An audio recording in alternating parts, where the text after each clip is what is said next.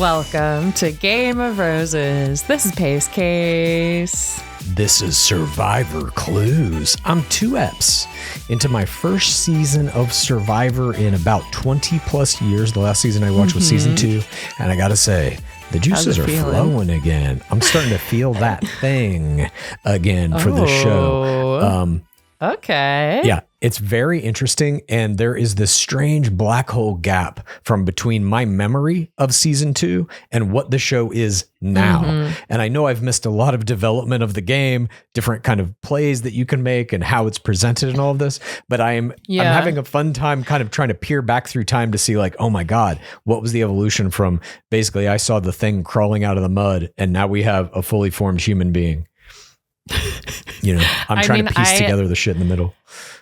Doing these recaps make me realize how many game mechanics there are that they've added in, like the shot in the dark, the advantage, beware advantages, and like you don't just find idols anymore. You find something where you have to do something else. Yeah, and it's like a 3-part boats and algebra equation you got to solve to even then have an idea of what the thing might be that you have to actually do.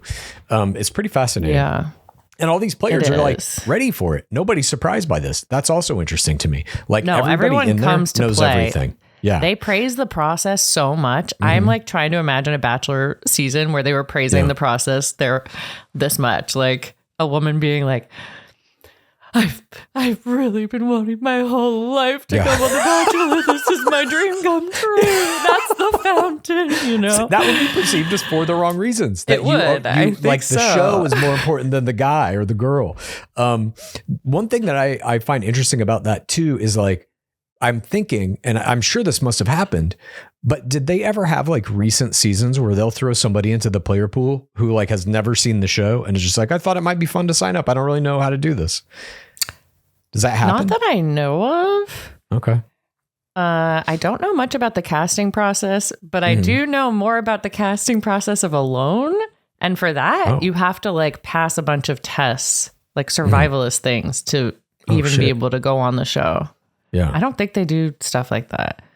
I don't know. Right. Maybe you have to know basic safety. One thing that is like completely gone, and maybe it starts to come up in later episodes, but I remember in the first 2 seasons, there was a lot made of the fact that these people are on a damn island and have no food, no water. You see them like in the night, not being able to sleep because bugs are eating at them. You see them the next morning, like walking around like, oh my God, I'm so hungry. They start getting like emaciated and stuff. I don't know if that's still part of the show or not. I think it is. It's definitely later in the game.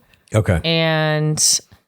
But I also think it happens less because they have shortened the seasons and you have all of these ways that you can win resources and fishing equipment and shit. Like on that first night that you're there, you've been sleeping in what most people call a bed for a long time prior to going to the survival world. Most people. Now you're sleeping on sand or something or a coconut for a pillow. I don't fucking know. Like that is the hardest part of this to me. And they're not showing any of that. You know what I mean? Clues' survival skills. What do you sleep on? A coconut? I'm just saying, pillow. I could do those physical challenges. I think I would dominate. I think I would dominate the mental puzzles. Some of them do look kind of hard. Some of them I don't understand at all. But I'd have like an 80% shot at being, I think, really good at one of those things. And I would have fun doing it. It's the sleeping there at night. It's the shitting in a hole that you dug with your hands. During the day. Yeah, it's exactly. It's the sunlight. It's the outdoorsness. I did see Dark Lord Pros in this episode, and he's wearing like a survival. Dark Lord Jeff. Sorry, he's wearing a survival baseball cap, and I'm like, they should get him a full head thing. We need to protect our Dark Lord. You think Dark they're Lord telling? Jeff is just out there. I don't sizzling. think you get it. They ain't telling Dark Lord Jeff what to wear, what to eat, what to say. They're not telling him anything. They got that dude in a coffin. They open the fucking door and he comes out to do his scenes and then he returns to the comfort of the coffin. That's 100% accurate. But he's still out there in the sun and in the sun, I think a lot more than Daywalker. Most people. I agree. But I think that's his whole brand. He's like, I'm a tough survivor guy. Just tonight, a full, hat that goes full around the neck at least. He ain't going to do that. That does not look as tough as he wants to look. This man wants a baseball cap. This man probably wants some kind of military fatigues or something. What? Yeah. I think he wants to be out there. You can just sense he wants to be wearing military fatigues from this. Absolutely. Are you kidding me? That man's in control of these scenes like a kind sergeant. of in an army way. I'm just saying, we'll get to his part in this, but that dude, I think, sees himself as like, I am the god of Survivor. I oversee it all. I can be weathered by time and the elements, but I will always be on this beach, screaming in these people's faces, delighting in their torment, which he did at the tribal council we saw and tonight. Learning. As we saw, he did some learning in this episode. Yeah, he did. He's learning every time he does a season. So we begin this episode 2. It is night. The Vula tribe is marching back to their camp where they have a conversation about the vote. Mary explains that Steph, the first person to be voted off, was the one floating Say's name around. And she says she has no hard feelings about it. Is this a lie? Well, we get a tense conversation where they're both saying the other one lied to their faces. And Say kind of says, oh, this was an attack on Mary. We see her say out loud, it's water under the bridge after she's just gone at her. And in her ITM, she says her core 4 is what she is hoping for. And Mary is on the chopping block. So we see what her definition of the order is in the Absolutely tribe. Brutal. And now it is interesting. I was curious about this. I was like, does the first tribe that has to vote somebody out, are they at like a massive disadvantage? And yes. I don't know what statistically, I don't know, but I'm going to say yes, 100%. Okay. And it often happens that one tribe goes to council over and over and over again. Okay. That makes sense to me because once you vote somebody out, psychologically, you're done. Yeah. You're all only thinking about who's the next person we're voting out and how do I make it not me? And once it's that whole tribe is dead. Like, you can see it happen this episode by the end, obviously, but you really have to, I think, if you unfortunately are the first tribe to vote somebody out, you have to immediately collectivize. Somebody has to have a come to Jesus speech where you're like, look, we know how this goes. We're all going to start getting pissed at each other, picking each other off. We have to win the next challenge, and we're never going to tribal council again. We are here for each other. Once the merge happens, fine. We can figure shit out. But right now, we all go. And I think unless you're having that conversation, it's like, if you're like, Say is like, I need a core 4, then I'll be safe. It's like, no, you won't. There's going to be a merge. You still have 2 other full ass tribes you're going to have to beat. Are ranking where they are in the 4 already. Yeah. It's like a short-sighted game that I just don't understand. I think she is doing error upon error. I'm surprised they didn't get rid of her in this episode. For a long game, for sure. We see that they are going to select, these boats show up, they're going to select one member, and they have to choose what number they're going to put out on their hands and choose the lowest unique. Hang on. Yeah. You're missing some crucial information here. It opens on a heron in the water. This was not my creature of the week. This after the titles, we come back and we're seeing Siva tribe day 4. It's just 200 shots of feet. We see Charity's left foot is scrutinized for its grotesqueness. Dave then ITMs, no shame. Everybody's busting out body parts. We're all family now. Hey, everybody, I have 4 nipples. He exposes these quad nips and fingers them. He then ITMs that they don't look like nips because they were removed when he was 12, but maybe his excess nipples explain his predilection for milk. He thinks this. He wonders out loud if he could milk himself from his 4 nipples. Charity says God gives everybody a humble trait. He gave her jacked up toes, and he gave Dave 4 nipples. I've just written now. Everything I've described is accurate. I have written, is body play like this usual in Survivor? Is it an episode 2? We all have gross feet. I have this gross thing about my body. I am ashamed of this. I would not say that's something, unless someone gets hurt or something, or like burned or something, that is like a normal conversation. There's I don't know. a lot of like toe shots, feet play in this game. Not that I can remember. Well, there was enough to last a fucking there's different lifetime. lenses through which to see the show, Clues, and some This was people the might Quentin focus on the Tarantino feet. lens. Some people might be focusing on the ladders behind those feet. Oh, I see. No, there were no ladders. These were close-up shots of her toes, nothing else in frame except sand. I don't like that. Nor did I. But we get some more Siva tribe members here discussing their humble traits. Chrissy, the fire lieutenant, reveals that she has a belly button so deep she can insert an entire Q-tip and it will disappear. Okay. Magic. Kyle divulges he has a callus on a finger that's been there for 10 years. The rest of Siva tribe gives him a cursory medical examination, and they break the news to him that this is not a callus, Kyle, it's a wart. And then they all laugh at him for not knowing the difference. Charity explains in an ITM that it's this exact kind of body bonding that lets you get to know someone very fast. Do you do body bonding, Clues? Have I ever done body bonding in my life? No, I don't believe so. I don't think I've done body bonding. Have you? I'm trying to think. I do have one dark hair on my arm. Oh, you know what? On Dudesy, this is another podcast that I used to do with a buddy of mine that was controlled by an AI named Dudesy. Dudesy did a segment called Weird Hairs, and it made me and Will body bond over our weird hairs. Whoa. I know. So I have body bonded. Does everyone have a weird hair? I have to imagine, yes. How many hair follicles are on an average human body? My weird hair, PTC. What's your weird hair? I have one dark hair on my arm. It's a dark hair. That's your thing? The rest are blonde.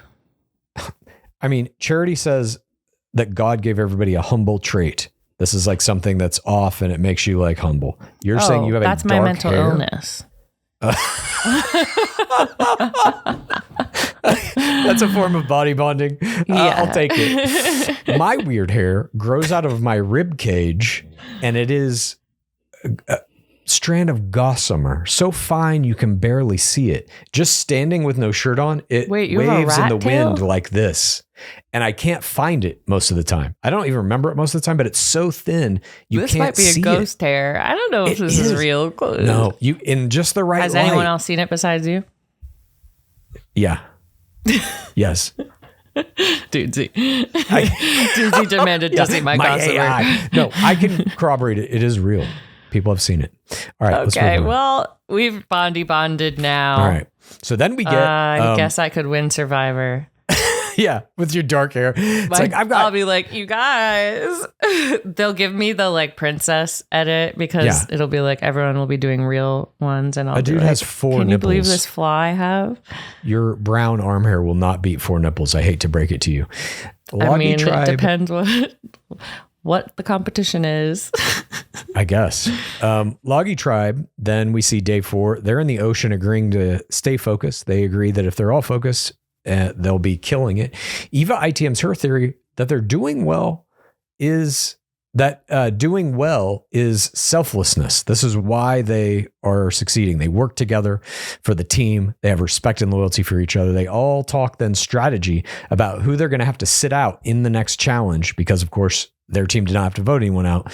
So Eva takes the helm, asserting that they shouldn't sit out any of the physically strong players or the puzzle masters. Who's left? Star. And she points directly at her and says, you got to sit out now. Star ITMs then. This ain't cool. She doesn't want to be told what she can and can't do. Then she goes out to look for firewood, but she's actually looking for the immunity idol. And she ITMs that she knows other people are talking strategy. She wonders if she's become too disposable. Joe, Eva, and Shaheen are the muscle. Thomas and Bianca are the brains. So where does that leave her? And she sets this goal to make herself more significant. What's that? She's the bench. Yeah, she's the bench. That was what I played in high school mostly. Oh, really? Nice. Mm-hmm. That's fun. Good to see games from the best seat in the house. Yeah, chilling. she starts digging around in a stump and finds the Da Vinci device for another immunity idol. It's similar to the Da Vinci device we saw Say get in episode 1. Hers is slightly different, though. It requires this decoding overlay piece of paper where you have to take the paper and go put it up to the little animal insignias, wherever they may be, and twist it so that the pattern fits. And then it shows you a kind of like vaguely letter-shaped letter. I couldn't get past how bad this is, how much of a disadvantage that one is to get of the 3 that I was thinking, I was like, they technically have the same letters, but they have a much different challenge. I think there's a lot of things that are, they have this problem in Alone as well in choosing the locations. You can't make 3 like equal places together. Yeah. So there's going to be one tribe that catches a lot of fish, etc. One that's like, stuck in the sun. Why do they have to make these challenges different at all? Like, couldn't they have been exactly the same for each tribe? I don't know. Maybe just to like not be boring to the 4th audience. I don't know. But it's like, then the game's not equal, and now it's not a game. Yeah, if there the game are like is not equal rules, at all.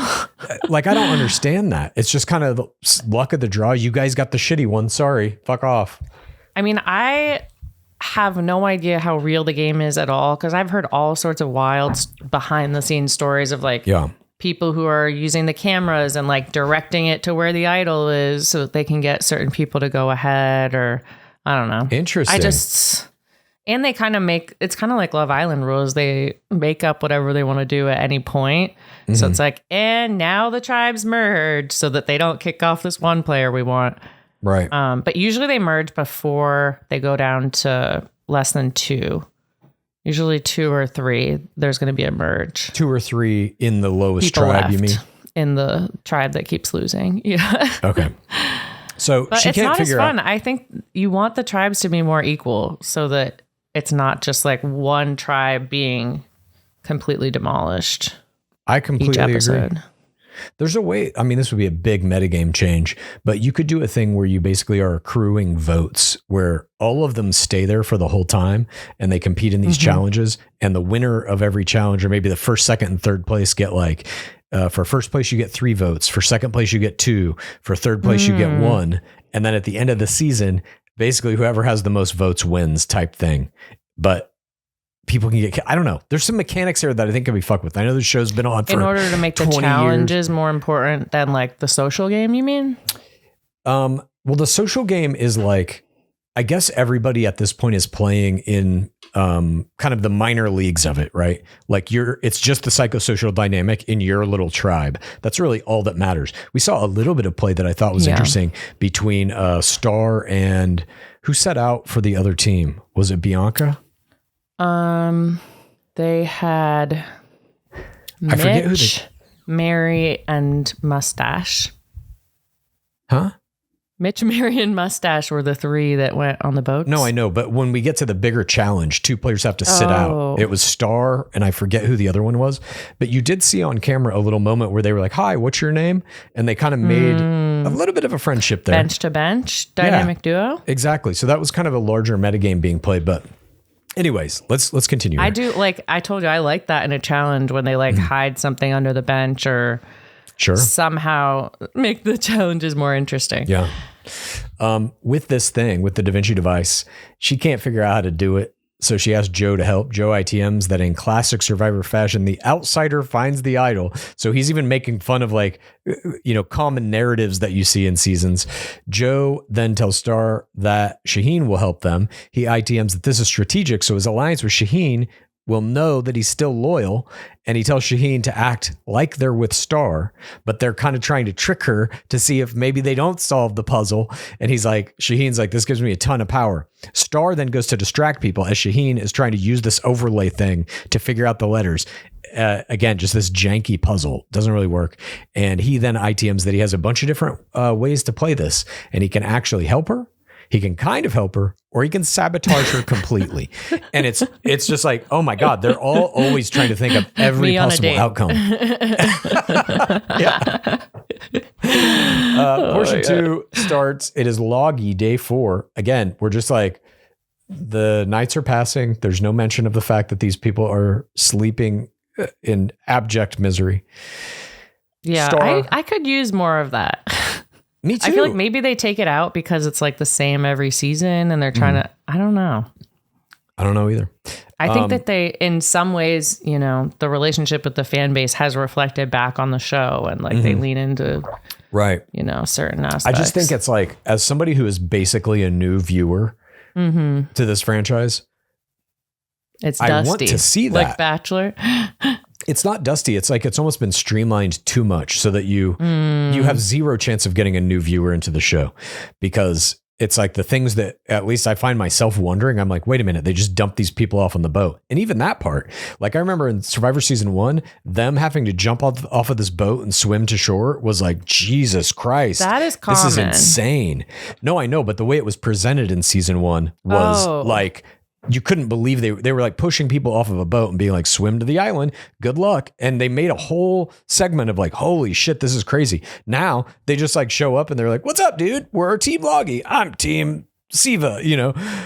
I swear, like most seasons start with them on boats and like grabbing shit. Maybe they stopped doing it the last whatever, but I feel like that is the norm. Yeah. The feeling in those first seasons of like, these people are cut off from civilization. They are completely fucked if they cannot figure out how to make fire and fish. That is gone in this current iteration. Honestly, I do think it is part of like shortening the season. Yeah. I think they should go back. I hope they do. Maybe 50 will go back. It's just kind of like it's the premise of the show. And the premise of the show really isn't like there anymore, that it's like, who can survive on this island? It's now so and only about the gameplay mechanics and the challenges and stuff that like the premise is gone from the show.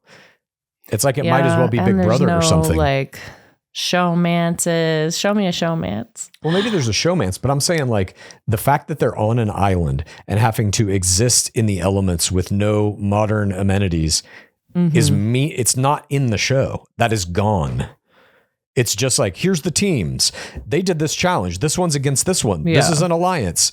You have an immunity idol. End of show. And you're like, well, wait, though. Aren't they on a deserted island with no contacts to humanity? Like, what about that? Yeah. Anyways, portion 2. We see then Star approaches Thomas and Bianca in the Loggy camp, and she ITMs that she's using the idol to build trust with other players. Bianca ITMs that this flips everything on its head. Star now has the power. Star floats the idea to Thomas Bianca that she wants Eva out first. Thomas ITMs that he thinks she doesn't have a vote at Tribal, so he's going to pretend that he's with her, but he's going to vote her out at Tribal. And it's just like everybody's backstabbing constantly. You can't trust anybody with anything. The new game is so fast. It's like, do. Yeah. And then Shaheen and Thomas are kind of talking on the side, and Thomas is like, hey, what if that puzzle key you have just disappears? You don't have to lose it. It just can disappear. And Shaheen's like, Jesus, he's really playing the game hard. I can't even go that hard. Not this early. And then we see Joe ITMing that everybody's panicking about Star having this idol, this challenge. And he knows Star wants Eva out, which he's not down for because he made that early alliance with her. He's riding it out with her to the end. He rips open a coconut with his bare hands as he's pondering what to do. He ITMs. Time to chomp on his pillow. He's probably making a new one. You got to rip off the outside husk. The inner husk is softer. Wear it like a helmet. Just crack it in half. Helmet, that's your pillow. They should be wearing coconut helmets. Why aren't they? That's just like, be a little silly. We saw a little free play antics, and that was kind of the humble trait or whatever. Yeah, the feet and the 4 nipples. And we see a little bit more. We will get to some other free play antics with the carving the electrical socket and the Wi-Fi into the tree. But I think helmets making a uniform out of plant life would be fantastic free play antics. We've seen it. We've seen it in the past. We've seen grass skirts and people making their buffs into all sorts of stuff. That'd be great. I would love to see something like that. Right here, Joe tells Eva that Star is gunning for her. Or is this Shaheen? I think it's Joe. My thing cut out here. I came back when the 3 boats converged. Oh, shit. Okay. Let me blaze through this then. Okay. So he's basically... I thought we were going to get to it soon. I was like, I just kept waiting for it. I was like, wait, when is... This is like the first two portions, basically. Joe goes to Eva and says, Star is gunning for you, but I have your back, just like I said I would. Eva is nervous, but she trusts Joe. Then we cut to a shot of flies on some kind of food. Maybe it's a coconut husk that Joe was ripping apart to make his pillow. That's what it is. We cut to a bunch of flies on Joe's pillow. They are swarming. And these flies that represent the cutthroat and disposable nature of all players on this season of Survivor were my creature of the week. Did you see these flies or were you blacked out? I was blacked out, but these flies that are flying so fast, just like this new era of Survivor, were my creature of the week. Look, Clues, I don't know what was going on with my internet here. Oh my God, this is stressing me out. I missed the four nipples. You missed the flies and the four nipples. Four nipples is going to go down in Survivor history. I'm going to watch it once it comes on LA time. Then we go to Tribe Vula, and we see Kevin, Justin, and Cedric are trying to figure out if Sai or Mary should be next on the chopping block if they wind up at Tribal Council. Kevin ITMs that Mary's an easy vote out, but Sai is influential. He ITMs that their tribe is not strong, and he thinks they'll likely wind up at Council again. I was like, damn, that's the worst attitude you can possibly have. Yeah, it is. It's like, I don't know. I think that the momentum thing, I would bet statistically, is a huge factor. And honestly, I think you shouldn't support it as a show because you should be showing us different tribes each episode. Mm-hmm. I think, use all the characters that you have. So if you vote a person out, should that tribe be immune from getting voted out for at least one episode? Something like that? I mean, maybe. That could be interesting. Maybe you move one of the towers a little farther away. Or maybe at Tribal Council. Get stuck under that rope. I don't know. I actually think there's like a whole like subculture of the people who go and like try out all the challenges on Survivor and make those little videos that they show at the beginning of everyone. Sure. But it's probably, I don't know. If there's a money prize, it has to be ethical, right? I don't think so unless you shoot it in America, which they don't. But I am interested in something like that, a mechanic where if you vote somebody out, if you're forced to vote someone out, they give your tribe or maybe one person in your tribe some kind of immunity thing that they can decide to either turn in right there and say that means our tribe cannot be voted for next round, or they can keep it and it becomes an individual thing that they can use at any time. So then it also makes it like I love that. Something along those lines. Decide between helping the tribe or yourself. Because this tribe's just fucking wrecked. Like, how are they going to win a challenge now? And it's not fun to watch. Yeah, they have to sit out multiple people. Jesus. It's just such like a rudimentary mechanic. I think you could do a lot more interesting stuff with it. Anyways. Agreed. Kevin here ITMs that their tribe is not strong. He thinks they're going to wind up at Tribal Council again. And he explains that the math is mathing though. So no matter which woman they vote out, Say or Mary, it's going to be men in control. Back to Loggy Day 4. Shaheen ITMs that they have everything they need to make life livable. There, as he carves into a tree, this is the free play antics. Did you see this? No. He's carving into a tree a Wi-Fi network called Probsty 4G, and the password is dig48. And then he carves like a electrical socket into a tree, like the images of them, I like that free play antics. Always be carving.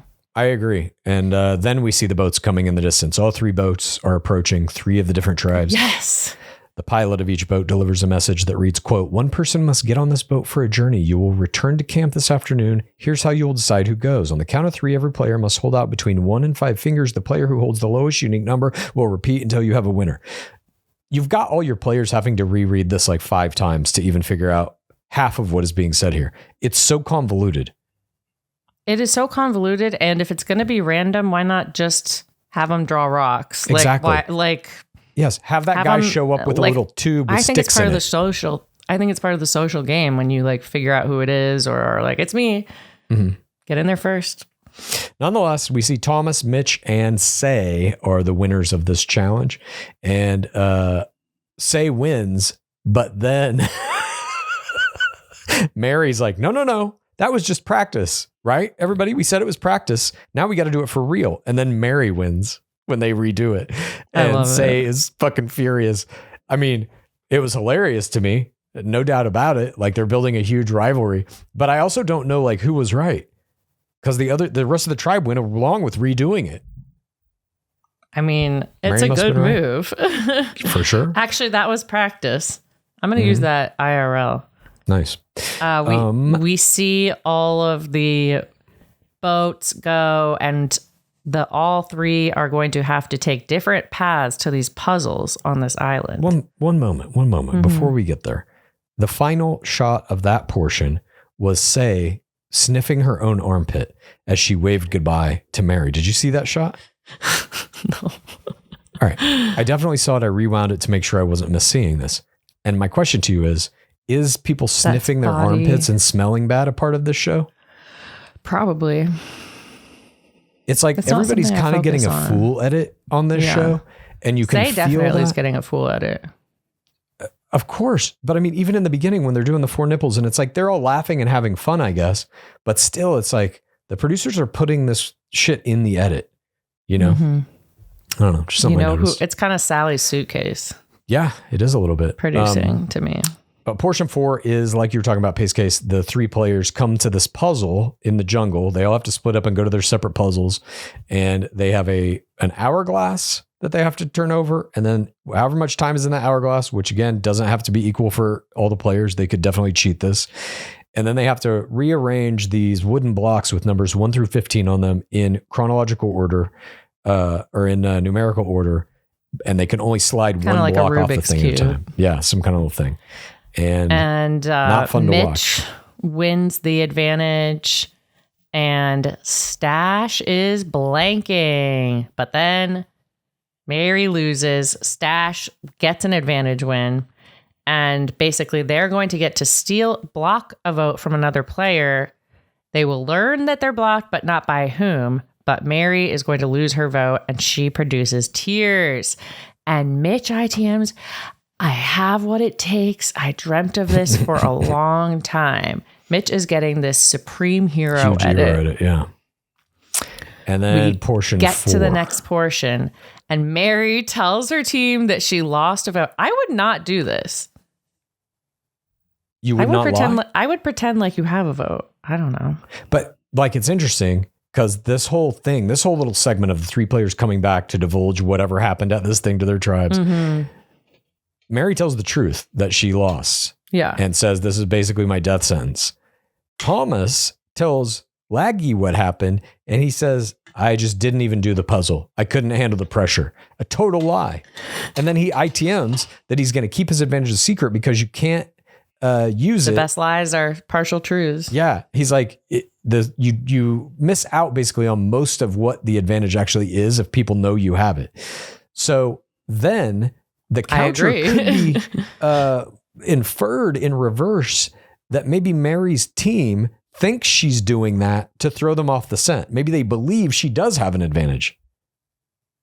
They might. I don't know. That's why I don't see the point of, I mean, maybe you be honest with like your particular alliance, but I don't understand it when people do it to like the entire tribe. I also don't know, like, why isn't the tribe watching? If I was doing something like this, what I would do is add one kind of like level of complication and game effect. So it's not just about this one person getting something. You could also have everybody gets to bet on who they think will win from any team. Ooh, so you can bet against your own team. I would love a gambling element. Yeah. And if you win that bet, that gives you some element, you know. You can't be voted off tonight or whatever. Who the fuck knows? Anything. There's just you win like quote survivor bucks, which is like what they can win for like the survivor auction where there's like secret food in the pots. Right. Pot food. All right. So they come back. Mary does this thing. Bopus.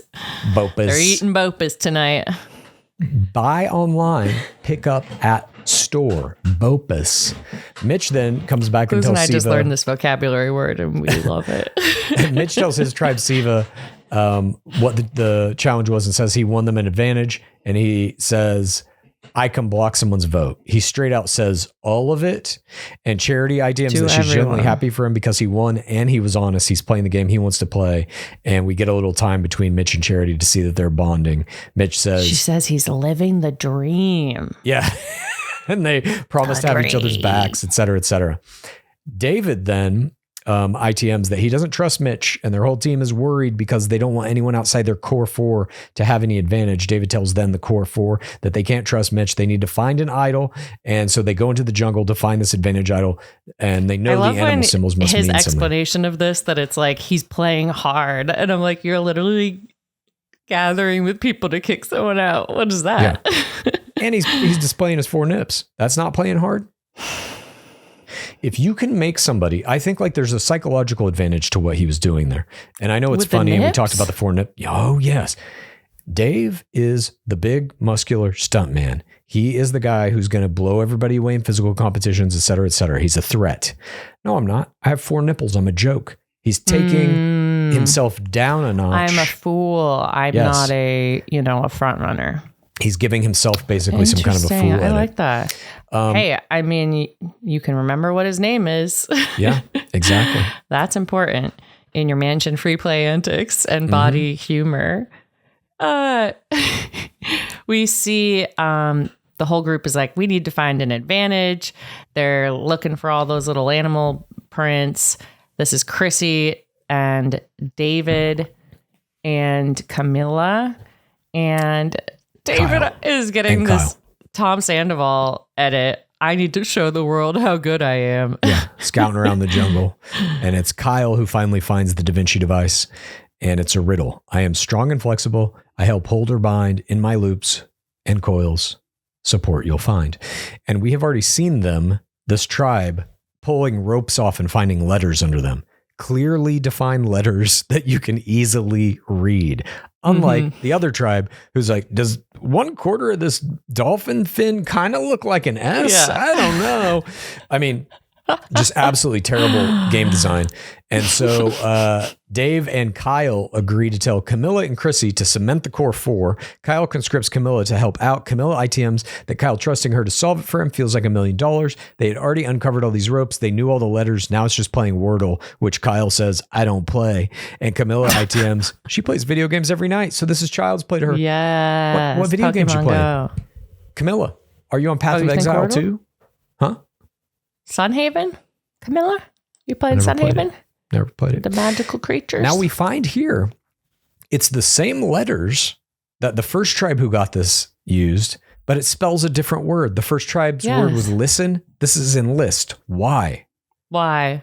I guess it's for the fourth audience to keep us entertained. Be like, oh, it's not the same thing. She got the right answer. She's like, then I tried listen and that didn't work. And I was like, wait, what? Why? Why change it? It makes no sense. Maybe they'll all go together. Listen and list. I think this is the result of the show being on the air for 20 years and the producers feeling like they need to, they need to change a little something every season. It's like, what if they aren't the same answers? Some producer said that in a meeting and another producer was like, great. And now it's in the show for no reason. Camilla solves this combo enlist, and Kyle love level 4s her. He says this advantage means security. It means power. We cut to the next portion, and the boats are coming in, and Lagi and Siva can see that Stephanie was voted just as the statistics would have guaranteed. Stephanie was cut out of the game. That was interesting too. I didn't realize that Stephanie leaving. I guess I didn't think about that those other tribes don't know who got voted out until they show up there. But who do they see on that beach? All that's going through my head is like, when you're going to these challenges, imagine being on one of those boats and you're riding up and you're like, I could win $1 million and I could be famous in this world and maybe I get on Traders. All these things are going through your head. And you see this 64-year-old day walking vampire who's just been released from his coffin, standing on the beach, salivating at the pain he is about to inflict upon you in some kind of fucking challenge, ready to just scream in your face as he did many times in this thing. It's the dream. They love it. I gotta say, he is by far one of my top 3 Dark Lords of all time. Wowie. This is after 2 Survivor episodes. There is a glee in this motherfucker for every piece of what Who's he does. Who's your top 3? What's that? Who's your top 3 Dark Lords? Coming, number 1, on top of a mountain from which he will never come down. Number 2, slightly down the mountain is, I'm sorry to say, DLH.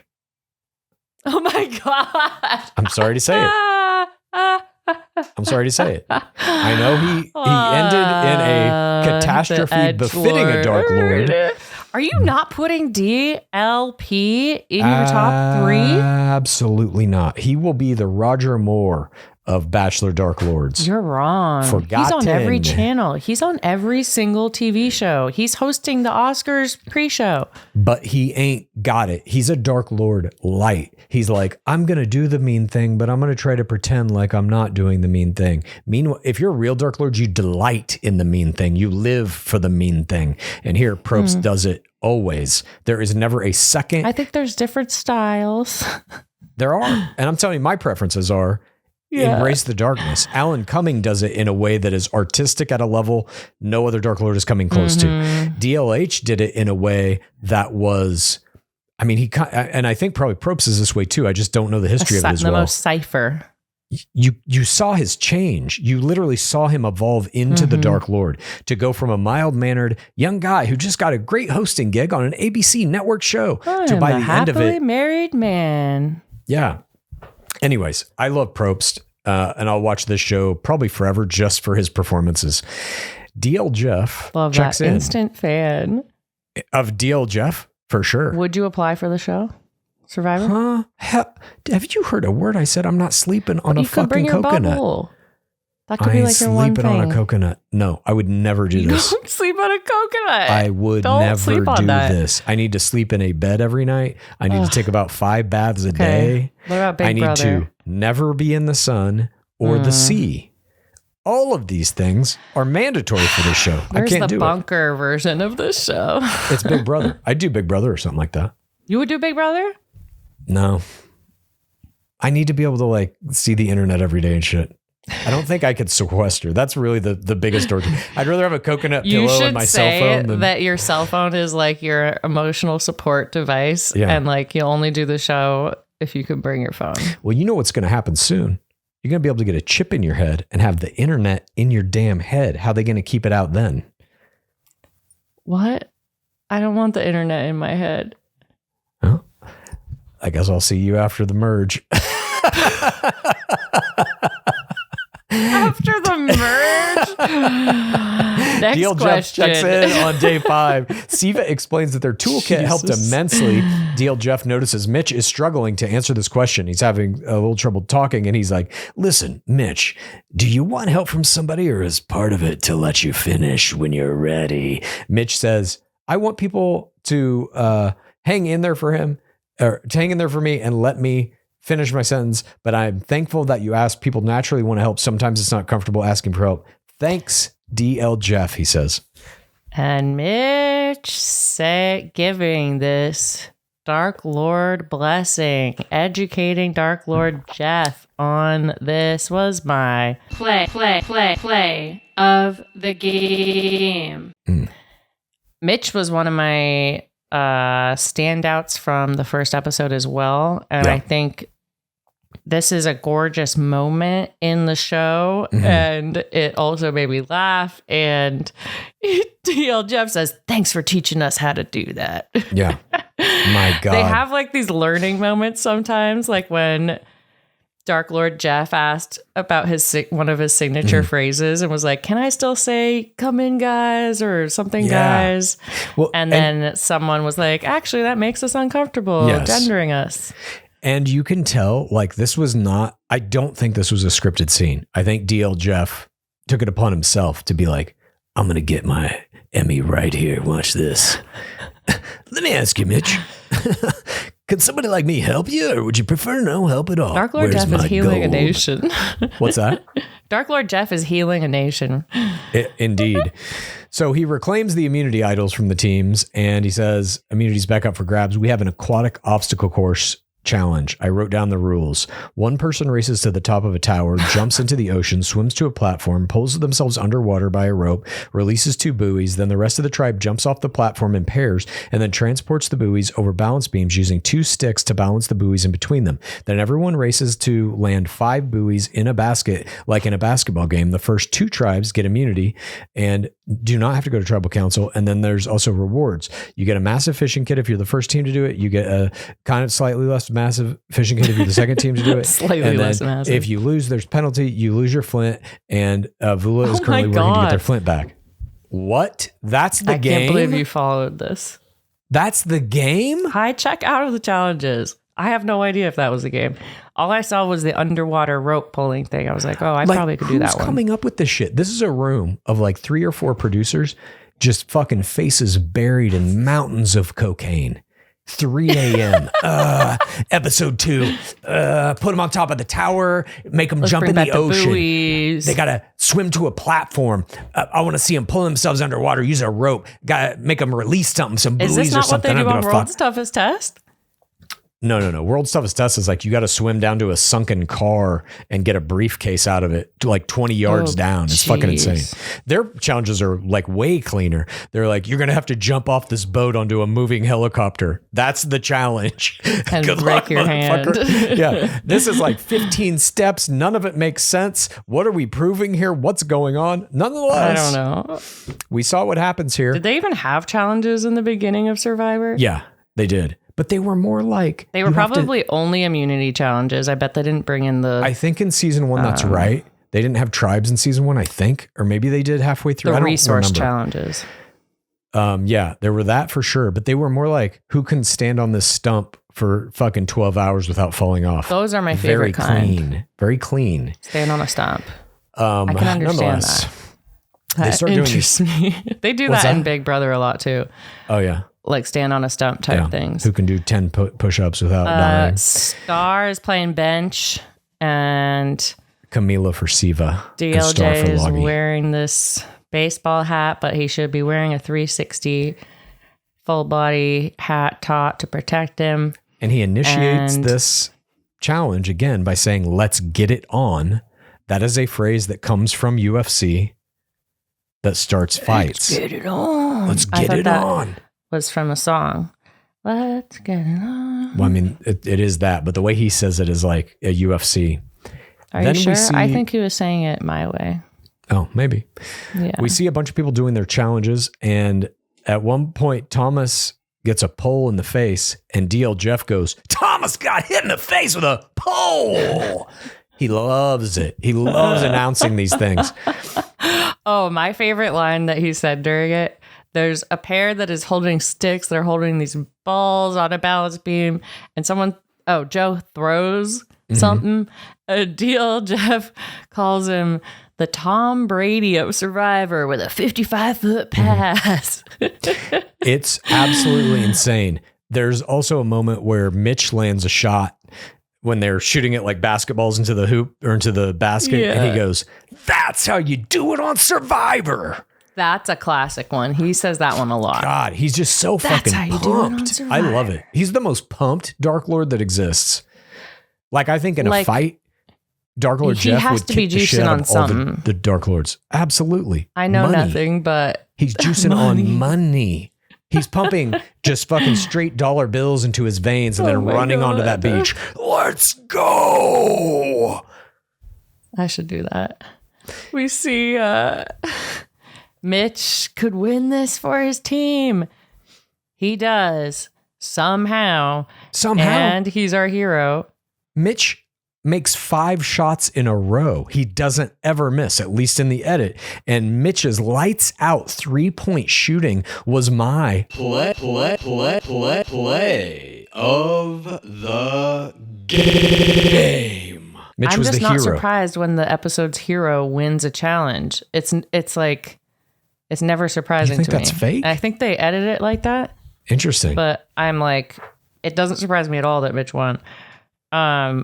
He also issues a let's go and does a hooju. Yeah. I know. Weren't you excited to see a Survivor hooju? I was. It was pretty good. I have to admit. I wasn't ready for it, so I don't have a rating, but it was pretty good. Then we see... I wasn't ready for it. After Loggy wins second, Mitch's team wins first. Loggy wins second after Joe makes the final shot. And then Dark Lord Jeff calls out Vula. An absolute abysmal failure for Cedric and Kevin. He says that. Tells them they're abysmal failures. Like I wrote Dark Lord indeed. And this then he does something that is really wild.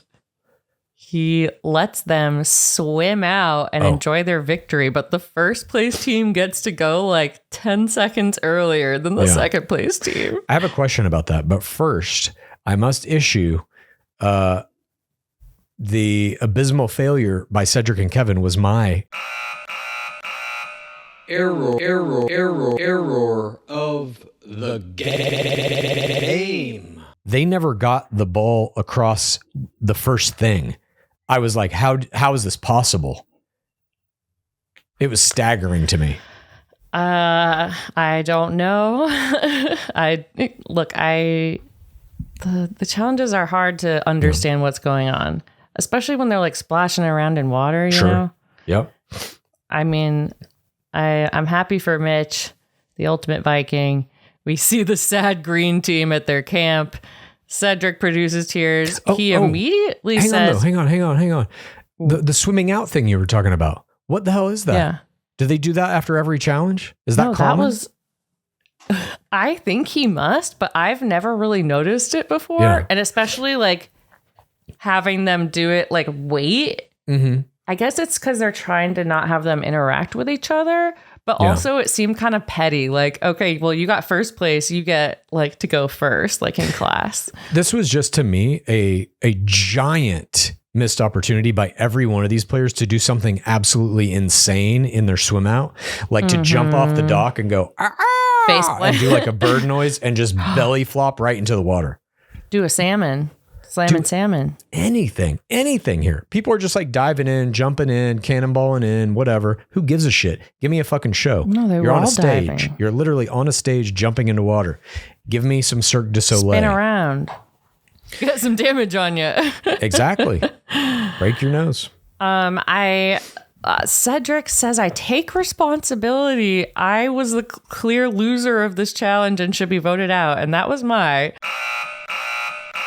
Error of the game. I guess he already knows he's high enough up in the hierarchy. Yeah. But you never give your team the easy out to vote you out. Absolutely. Never plant the idea in anyone's head that a vote should come your way for any reason. Nonetheless, he produces tears.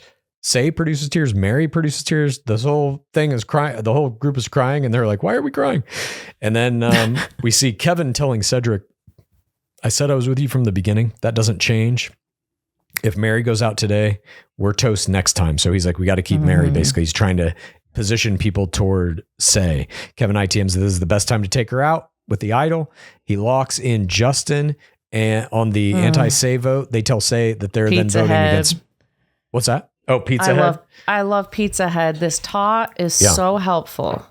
I agree. That's a brilliant tot. Yes. Have a shirt with a word on it that is basically your entire identity.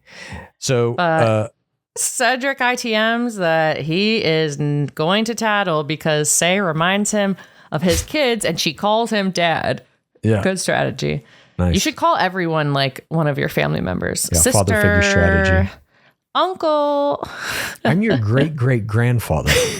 I fought in World War I. I am your eldest son. Yeah. I'm one of your ancestors. Please believe me. Do I remind you of an ancestor? I have traveled through time. Yeah.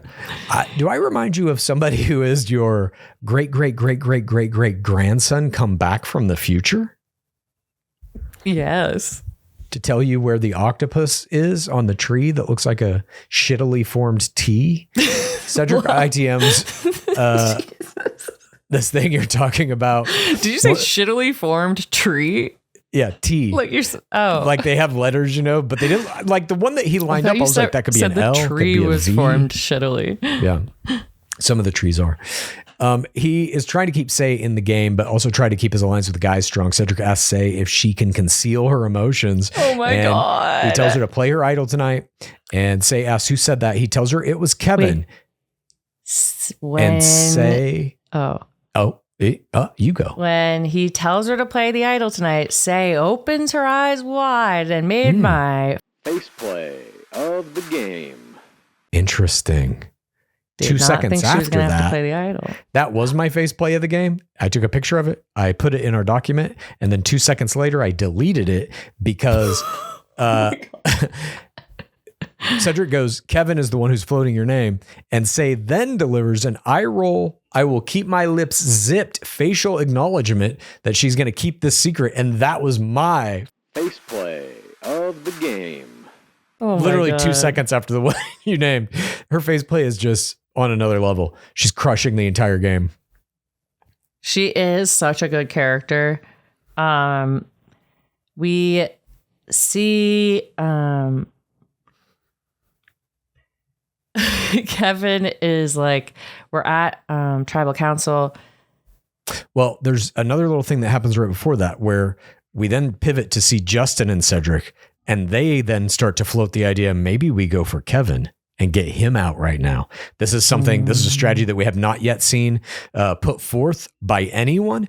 They were really positioning it like it's either going to be Say or Mary who gets knocked out. Now Kevin's in the fucking mix. 3 of the 4 people who are sitting there, or 5 people, I guess, that are sitting there, are potential targets now. I really was confused as to like who will get knocked out. They did a good job of that. Me I thought, in too. this. I was shocked. Yeah.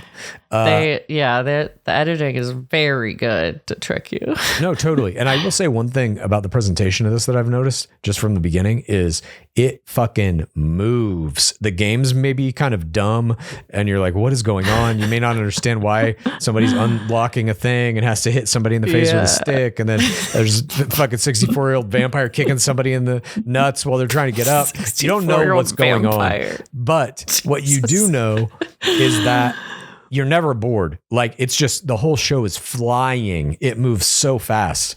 They do a good job of that. I'm figuring out ways to get, things to focus on during the challenges. You're just like looking at your phone. You're on TikTok. I like when there's like, they'll hide a clue under the bench, or you have to do something during a challenge. Oh my God. So Deal Jeff meets him here and he's like, Say, where do you want to start? And Say says, she doesn't want to be there, but Mary has expressed she's on the bottom and it makes her feel good that she has her core 4. And Deal Jeff's like, well, I guess the core 4 is everyone but Mary then, right? And Mary's like, yeah, I might be in trouble. I respect the transparency, but smooth players are more incognito. And then Say's like, are you a smooth player? And she's like, some say I am, some say I'm not. That was a fantastic response. I thought it was like, you are. That's a smooth answer. And then Say is basically like playing the strategy. It's like, I don't get why we can't just say what this is and be upfront about it. We're all, going to vote you out basically. And Kevin is like visibly being upset by this and Say's like, if the person we're getting out is getting out, why does it matter if we say we're taking them out? And he's like, yeah, you're right. That was a joke. And I was like, oh shit. He knows he's been kind of outed here, I think. I am so curious how long they shoot tribal councils for versus the edit. Yeah. I feel like they edit them specifically to make you think there's going to be certain outcomes. I bet they're there for at least 30 minutes talking, maybe an hour even. I don't know. Yeah, definitely at least 30. But yes, Kevin is asked. You got all those things lit on fire. You got to get an hour out of that. That's some PA. Yeah, exactly. Go light the fucking torches. The Dark Lord is coming. He will be on set in 5 minutes. If his torches aren't lit, he will eat your heart. Kevin is asked what he thinks of the Mary versus Say relationship, and he says it reflects on their tribe disunity. Justin says, we wouldn't have this dynamic if we were winning. And DL Jeff goes, but you aren't. And then Justin is like, our first 5 days would have been different. And DL Jeff just cuts him off. But they weren't. This is tribal council. This is where DL Jeff feasts it's upon unreal. The players. He's openly antagonistic with them. Yeah. You just would never see this I don't know if like on even Big Brother. Who's that host? Oh no. Are you kidding me? Julie? But she is. She will kill you with sweet, sweet cuddles. Oh God. I've only seen a couple of seasons of Survivor. Big Brother? Or Big Brother, sorry, yeah. You would love it, I think. Yeah, I did like the shit I watched. It's just a matter of time. Anyways. And Dan season, so good. Yeah. Janelle. Ugh. Taylor Hale.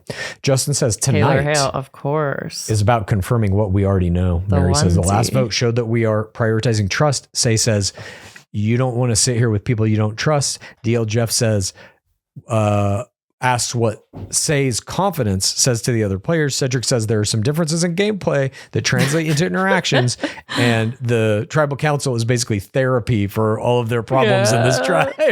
And DL Jeff goes, Cedric is like my dad. Yeah, this is therapy. yeah, I've been to therapy. I was on Survivor. I had therapy from Jeff Probst, from a 64-year-old vampire. DL Jeff says, I'm a terrible therapist.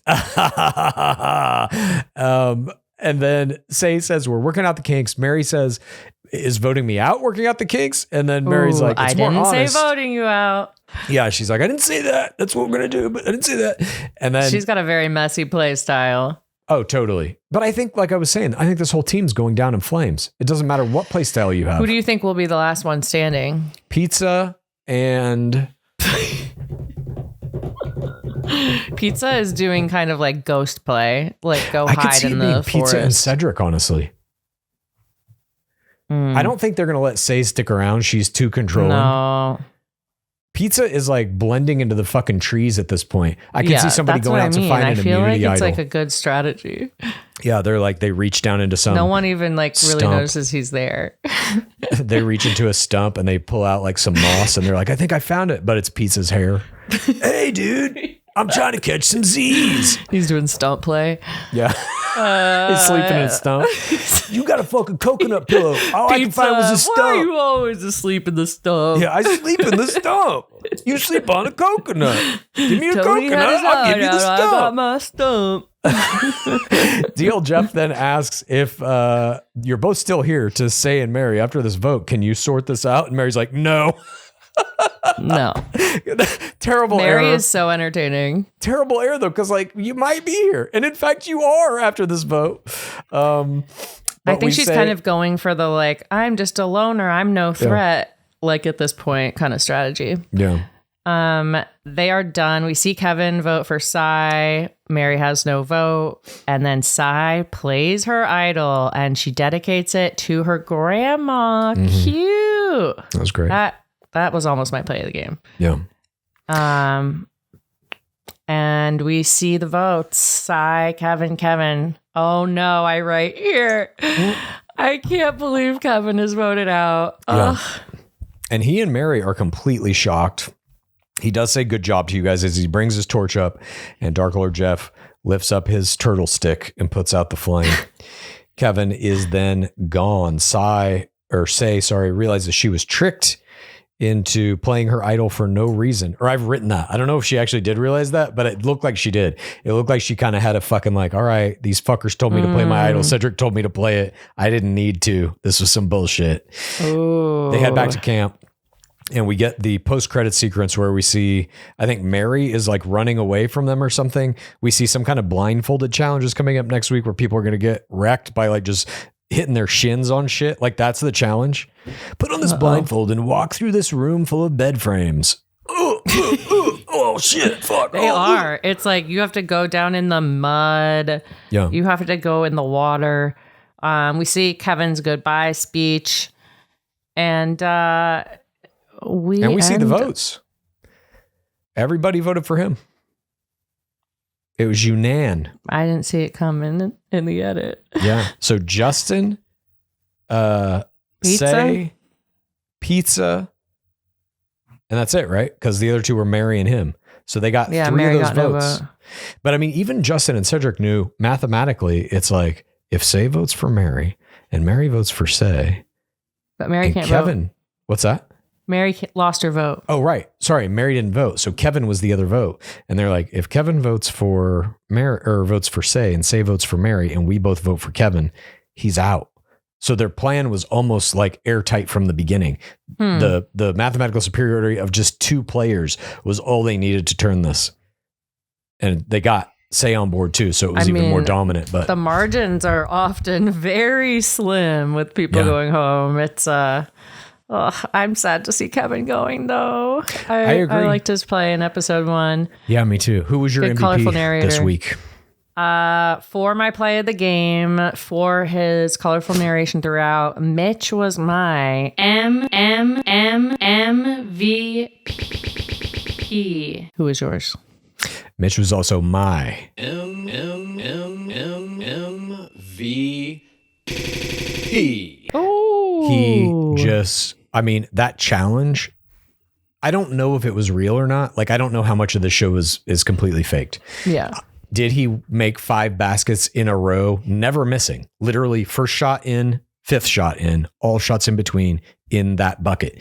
If that was real, he's the greatest player of that challenge, you have to dive off a tower, swim on an underwater rope, unlatch a buoy, carry it with 2 sticks, dive into another tower, throw it into the thing. He's the best player of that challenge that can exist. You know, he was perfect. He played it perfectly. Even if it was fake and it was just the producers cutting him to look perfect, still a big victory. That's a huge third audience win. His third audience game is unreal. Yeah. I wasn't even thinking about the basketball. I was thinking about his speech. His speech, yeah. And the Deal Jeff moment where Deal Jeff was like, "Do you want my help or should we let you suffer?" Teaching Dark Lord Jeff. Yeah. Did you have a bystander?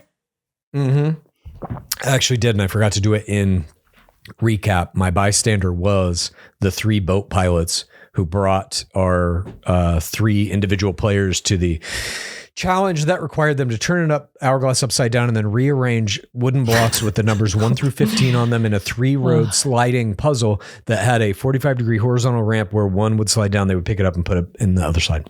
You have a beautiful mind, Clues. I do. They made this shit up. They made this. I'm simply telling you what I'm you literally only watched seeing. It once. They watched the episode a lot. They tried a bunch of different things. This show could be cleaned up. Those boat drivers were also my Jorge Moreno bystander of the week. Yeah. I don't know that we had much choice, but I mean, this show is like, I'm really enjoying it, but I'm like immediately just seeing there are areas where this show could be spruced up, brought into a kind of like cleaner version of itself, I think, that would make the competitions mean more and they would be easier to follow. They would be like easier to put narratives through and stuff. You should produce Survivor 50.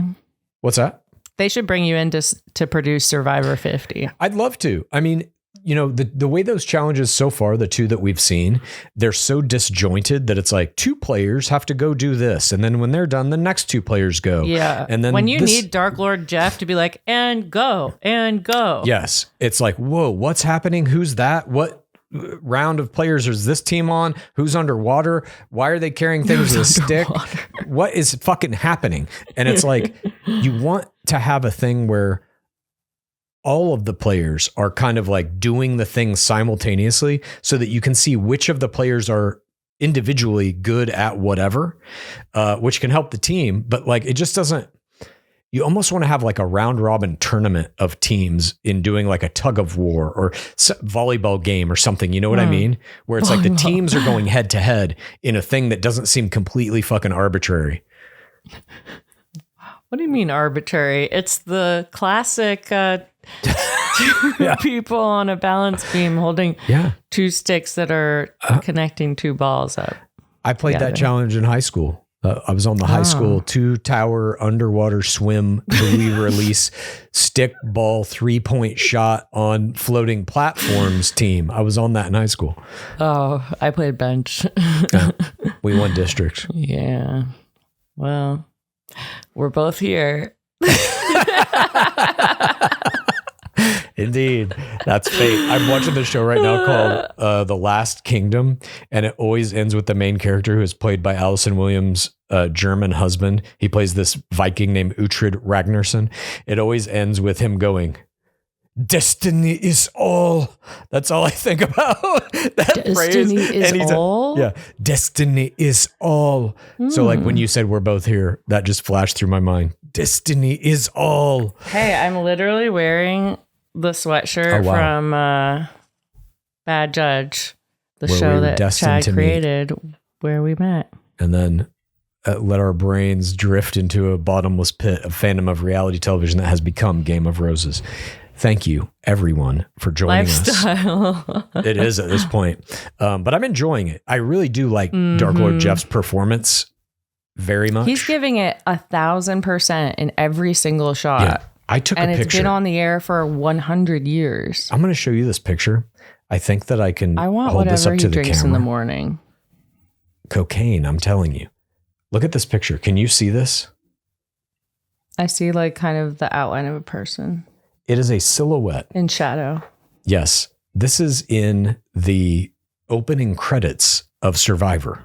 They play like a little scene and then they go into the credits where it's like you see the, things are hitting the drums and people are screaming and all that shit. Slow-mo, splashing. There's just this shot of Dark Lord Jeff. It's his silhouette. There's smoke next to him and it's an all blue light That looks background. like it's in a studio. Yeah, it's like a blue hell basically, and he's like a blue satanic figure, and it's just in there, almost subliminally, in between two drum hits, dong dong, and then the Dark Lord is just there in the shadows and the mist, drinking the suffering. I'm glad that I didn't see his evolution because the way I remembered him was just like kind of a guy who, like those early 2000s reality TV hosts, they didn't know what the fuck was happening. They didn't know what the fuck was going on. People didn't even know if reality TV was going to be a thing. It like came out in the early 2000s. And it was immediate success. criticized so much. It still is. Absolutely. And so many shows have come and gone, but this show has been on since that dawn, that 2001, 2002 dawn of Bachelor, Survivor, Big Brother, Amazing Race, American Idol, had a hiatus, but is back now. And there's not that many shows that have done that. There's about 5. That's it, really. And he has been there through it all. And he outlasted Chris Harrison, for example. But I think like there's something that like doing 50 seasons of this show, how many people you've seen come and go, how many great plays, how many shitty plays, how many everything. You are immune to a lot of it. But the thing that he keys in on is when he was like, I could stay at the I almost said rose ceremonies. I could stay at tribal council all night long. He loves that part. He loves grilling them. Let's see how the psychosocial piece of this is breaking down. Who's getting under whose skin? he takes how you glee play in it. Survivor. Yeah. Now that's Survivor. Oh my God. We will be back with our next Survivor episode. Well, actually, I will be on honeymoon getting married, but Clues will be back with the Survivor episodes. We'll link up at the end to do a debrief of the season. Yeah, it's just going to be a couple weeks of Clues. Clues week. It's Clues week. 7 days of Clues. Do you remember I made that song? You went on vacation sometime 21 and I made days of Clues something coming like that. Well, we will see you very soon, or I will see you very soon. Thank you for joining us for these Survivor recaps. I'm having a blast doing them. And we will have our next Bachelor episode out on Tuesday. Playoffs, baby. Indeed. Fantasy Suites.